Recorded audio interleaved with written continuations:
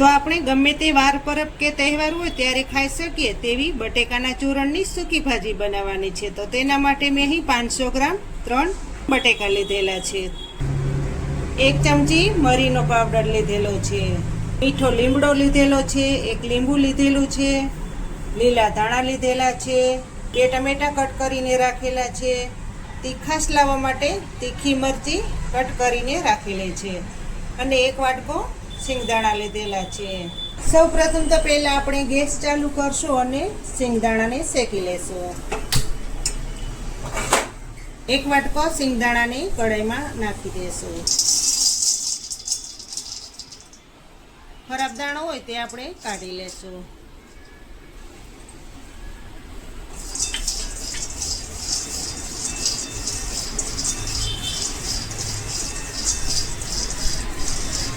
દાણા ઉપર ચમકી પડે ત્યાં સુધી દાણાને શેકવા દેશું।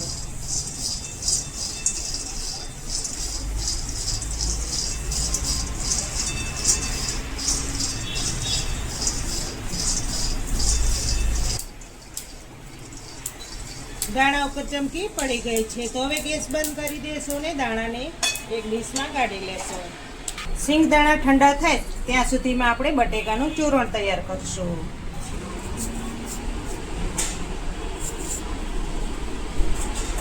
પહેલા છાલ ઉખેડી લેશું।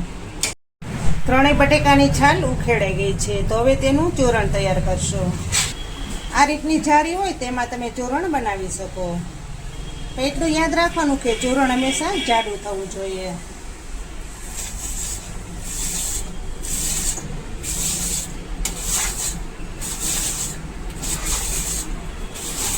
બટેકાનું આ રીતનું ચૂરણ તૈયાર થઈ ગયું છે તો હવે આ ચૂરણને પાણીમાં નાખી દેશું જેથી કરીને કાળું ન પડે।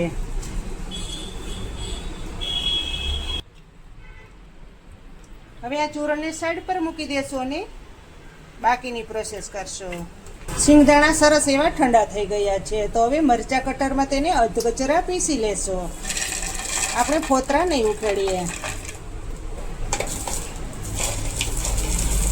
અધકચરો પાવડર તૈયાર કરવાનો છે। આ રીતનો દરદરો પાવડર તૈયાર થઈ ગયો છે તો હવે મસાલા વઘારીશું। ગેસ ચાલુ કરીશું અને તેજ કઢાઈમાં આપણે વઘાર કરીશું। કઢાઈ હાઈ ક્લાસ એવી ગરમ થઈ ગઈ છે તો તેમાં આપણે સિંગ તેલ નાખીશું। તમે ગમે તે તેલનો ઉપયોગ કરી શકો। તેલ ગરમ થઈ જાય પછી 1 ચમચી આખું જીરું નાખશું।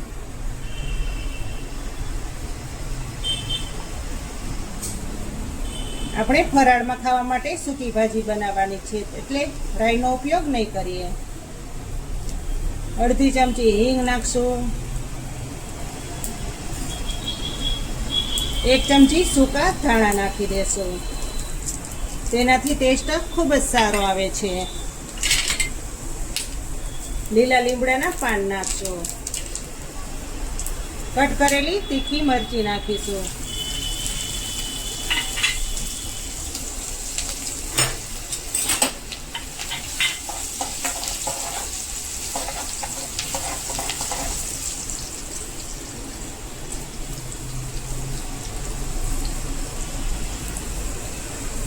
ગેસ ધીમો રાખીશું।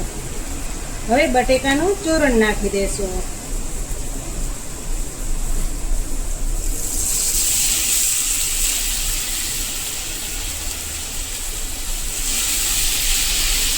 તેને મસાલાની સાથે સરસ એવું પાકવા દેશું। તમે આ રીતની સૂકી ભાજી ક્યારેય ન બનાવી હોય તો ચોક્કસથી બનાવજો, કારણ કે આ રેસીપી ટ્રાય કર્યા જેવી છે।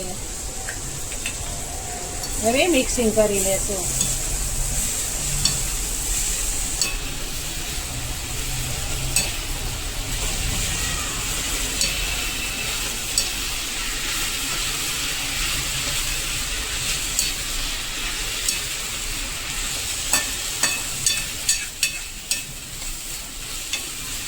હવે બાકીના મસાલા ઉમેરીશું। થોડીક વાર તેલમાં પાકશે એટલે બધું ચૂરણ હાઈ ક્લાસ એવું પાકી જશે।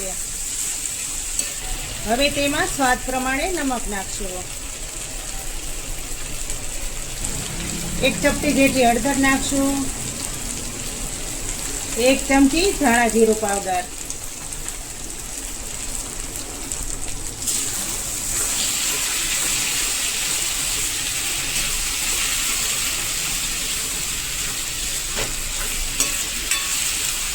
તીખી મરચી આપણે નાખેલી છે એટલે લાલ મરચાંનો ઉપયોગ નહીં કરીએ. જો તમારા ઘરમાં તીખું ખાતા હોય તો તમે લાલ મરચાંનો ઉપયોગ કરી શકો.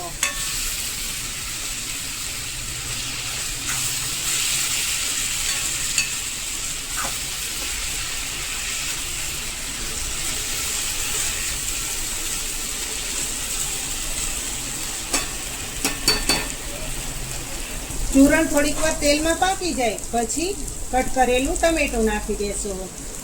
જો પહેલા ટમેટું નાખશું તો ચૂરણ ફટાફટ પાકશે નહીં ને કાચું રહી જશે.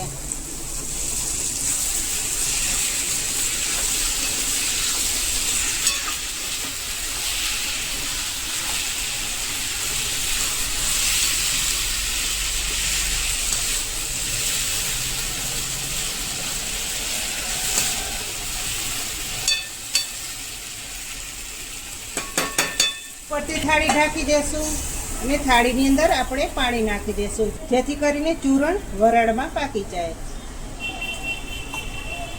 હવે ચૂરણને ચોઈ લેશું.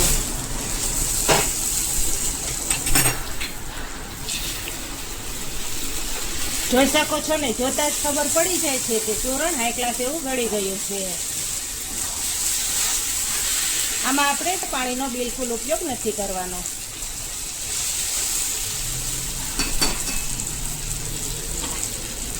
હવે પછી આપણે શેકેલો દાણાનો પાવડર નાખશું.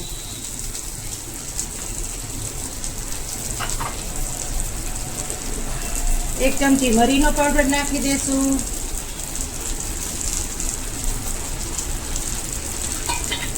મિક્સિંગ કરી લેશું.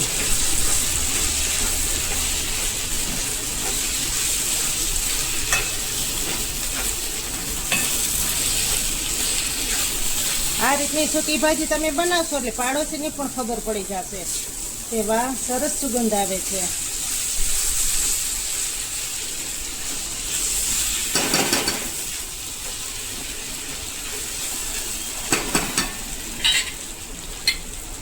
આપણે 1 લીંબુનો રસ નાખી લેશું.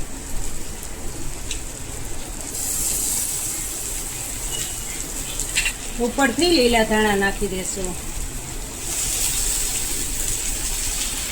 હવે ગેસ બંધ કરી દેશો અને ગરમા ગરમ ચૂરણની સૂકી ભાજી તૈયાર કરશો.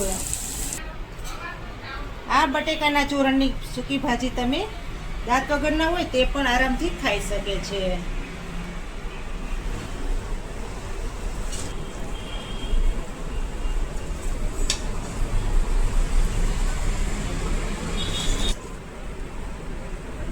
જોઈ શકો છો ને, જોતા જ ખાવાનું મન થાય તેવી બટેકાના ચૂરણની સૂકી ભાજી તૈયાર થઈ ગઈ છે.